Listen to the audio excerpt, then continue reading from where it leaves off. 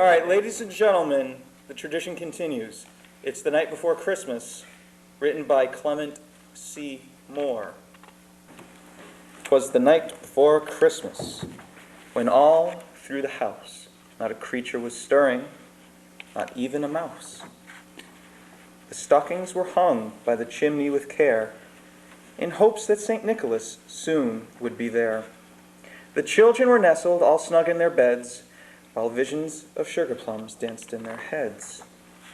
And Mamma, in her kerchief, and I in my cap, had just settled down for a long winter's nap. When out on the lawn there arose such a clatter, I sprang from my bed to see what was the matter. Away to the window I flew like a flash, tore open the shutters and threw up the sash.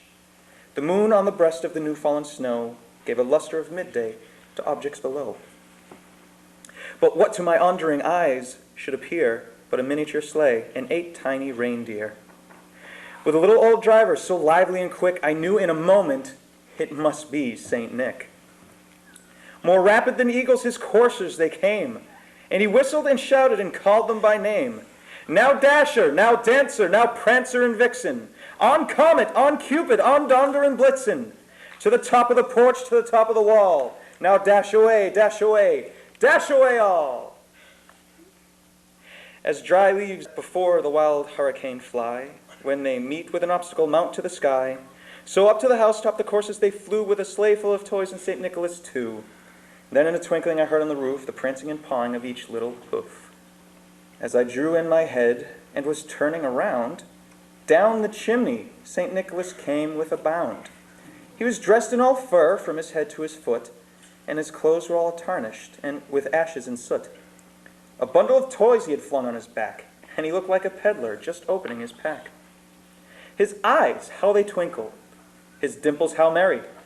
His cheeks were like roses, his nose like a cherry.